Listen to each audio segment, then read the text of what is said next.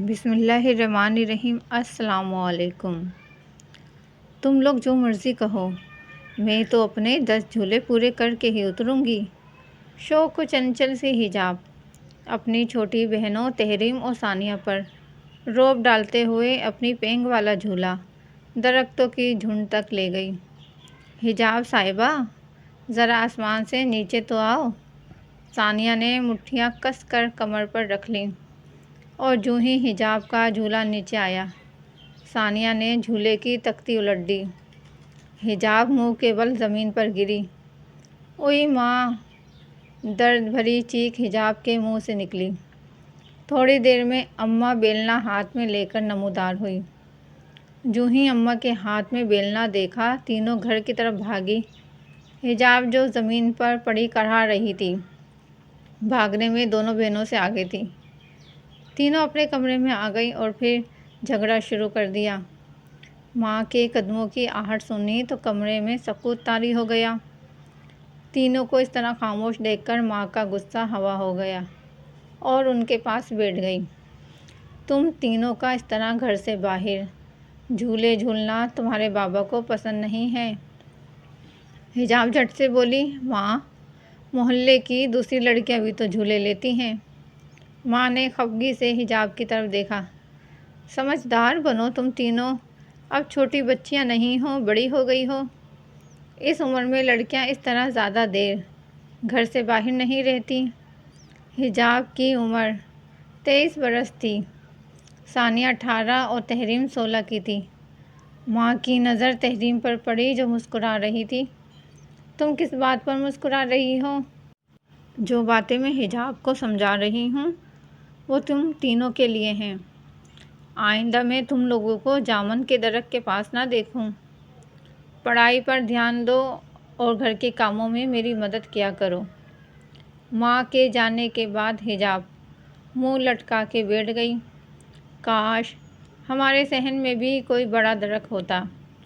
چھوڑو حجاب، تم تو سنجیدہ ہو گئی۔ ہم کبھی کبھی چپکے سے جھولا لے لیا کریں گے۔ ادھر کوئی نہیں ہوتا اور کتنا سناٹا ہوتا ہے۔ ماں ایسے ہی وہم کرتی ہے۔ تحریم کی بات پر ثانیہ بھی جھٹ سے بولی، اگر ہمیں کوئی نامحرم نظر آیا تو ہم فوراً گھر آ جایا کریں گے۔ کہاں گئی میری چٹوری بیٹیاں؟ احسان الحق دونوں ہاتھوں میں شوپر اٹھائے گھر کے اندر داخل ہوئے۔ تینوں دوڑ کے بابا کے پاس پہنچ گئیں۔ احسان الحق کا اپنا جنرل اسٹور تھا اور اچھی گزر بسر ہو رہی تھی۔ رات کے 9 بج رہے تھے۔ سب نے مل کر کھانا کھایا اور کھانے کے دوران احسان الحق بیٹیوں سے ان کی پڑھائی کے متعلق باتیں کرتے رہے۔ وہ پڑھائی کے معاملے میں بے حد توجہ دینے والے والد تھے۔ اگلی صبح احسان الحق اسٹور چلے گئے اور بچیاں کالج اور اسکول۔ ماں گھر کے کاموں میں مصروف تھی مگر اس کا ذہن کہیں اور الجھا ہوا تھا۔ اس کی پریشانی کی وجہ وہ واقعات تھے جو پچھلے 1 ہفتے سے حجاب کے ساتھ ہو رہے تھے۔ اس نے ماں کو سنائے تھے۔ ماں کا دل عجیب عجیب وہموں سے ہول رہا تھا۔ 4 دن پہلے جب حجاب اپنی بہنوں کے ساتھ جھولے لے رہی تو اسے کسی کے کرہانے کی آواز آئی۔ اس نے جھولا روک دیا اور آواز کے سمت کی تعین کرنے لگی۔ وہ آواز کھجور کے درخت سے آ رہی تھی جو جامن کے درخت سے تھوڑے فاصلے پر تھا۔ درخت بہت قدیم تھا۔ اس کا کھجوروں سے بھرا جھنڈ جیسے آسمان کو چھوتا تھا۔ بہنوں کے منع کرنے کے باوجود وہ آواز معلوم کرنے چل پڑی۔ دور سے درخت کے پاس کوئی دکھائی نہیں دے رہا تھا، لیکن جب حجاب درخت کے قریب گئی تو ایک بوڑھا ضعیف زمین پر پڑا کرا رہا تھا۔ پانی، پانی! حجاب دوڑتی ہوئی گھر آئی اور پانی لے آئی۔ بوڑھا شخص اپنی جگہ سے غائب تھا اور اس کی جگہ تازہ گلابوں کا گلدستہ پڑا تھا۔ بوڑھا شخص کہاں گیا اور یہ گلدستہ کس کا ہے؟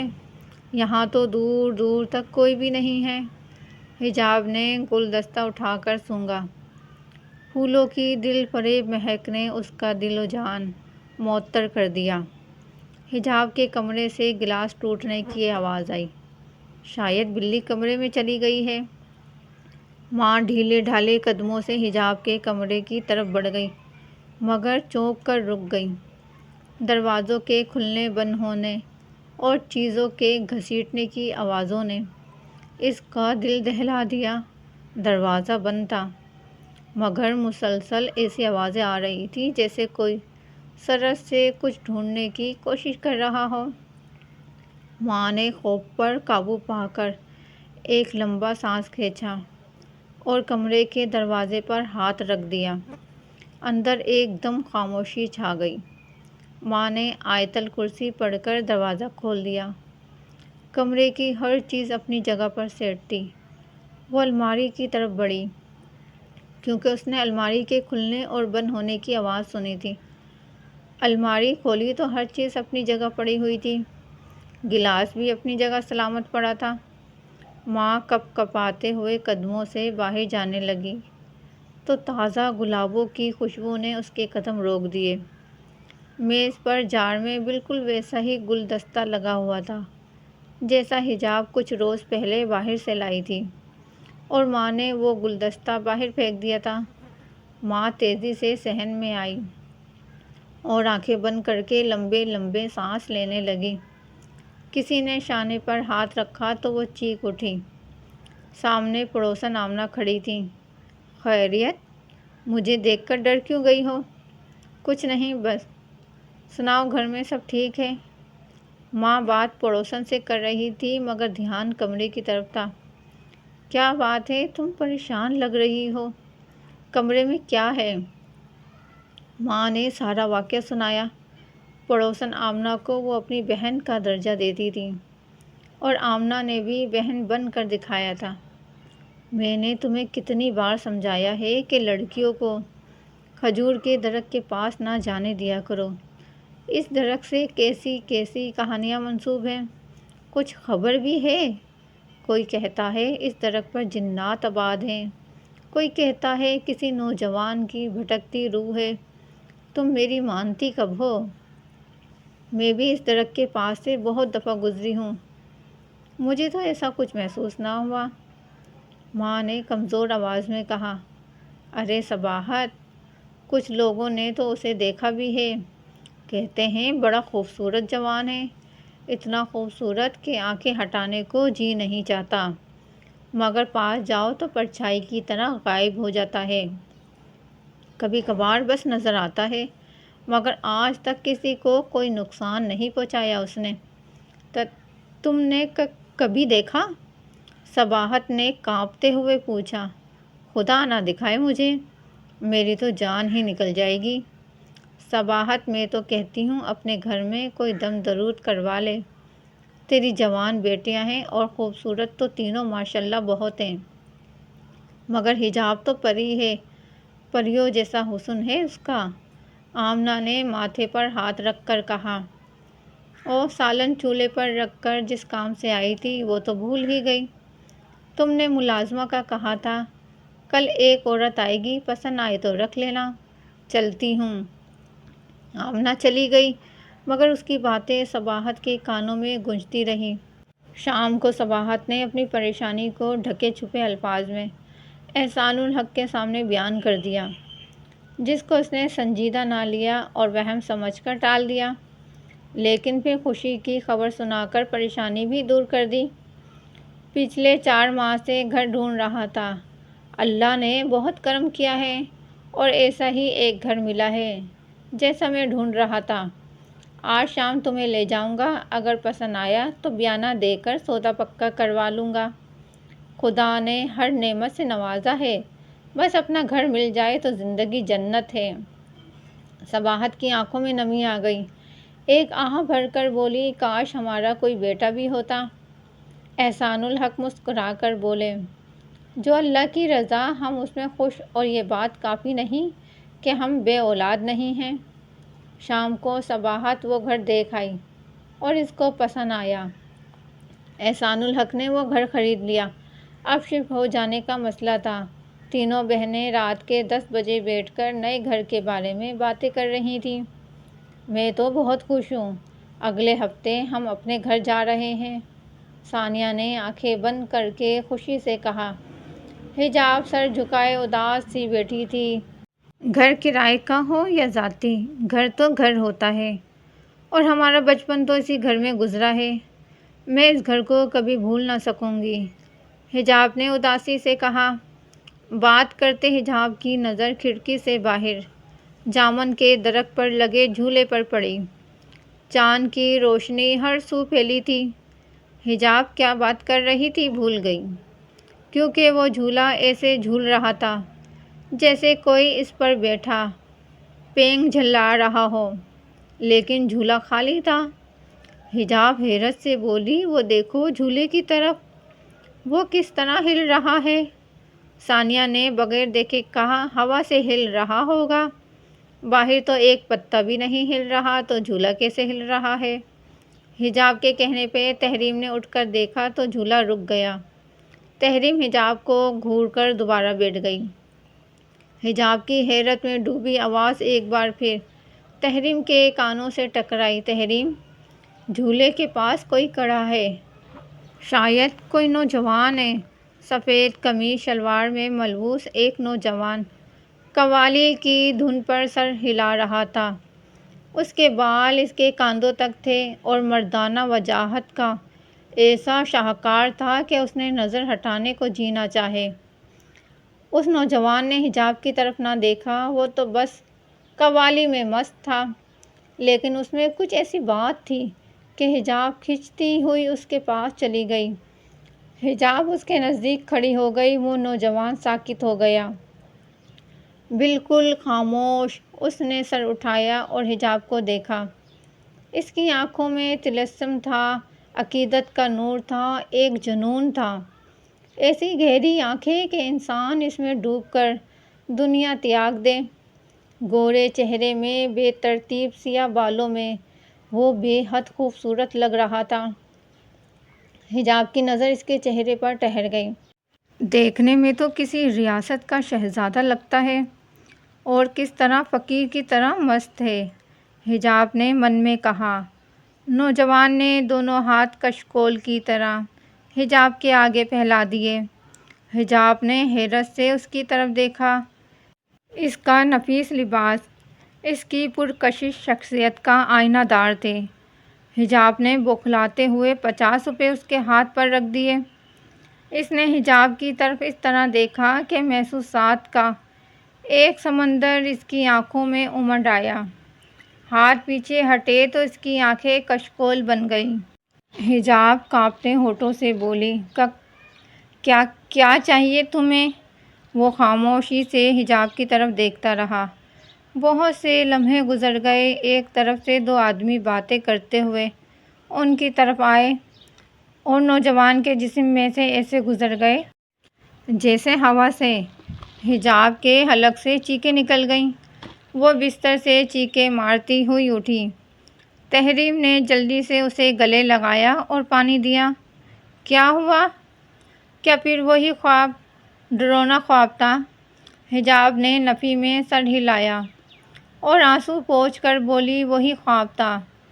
آج میں اس سے ملی، میں نے اسے دیکھا۔ ادھر آؤ، میرے ساتھ لیٹ جاؤ۔ تحریم نے آیت الکرسی پڑھ کر اس پر پھونک ماری۔ حجاب تھوڑی دیر میں سو گئی۔ اتوار کی صبح ماں نے صبح سویرے جگا دیا۔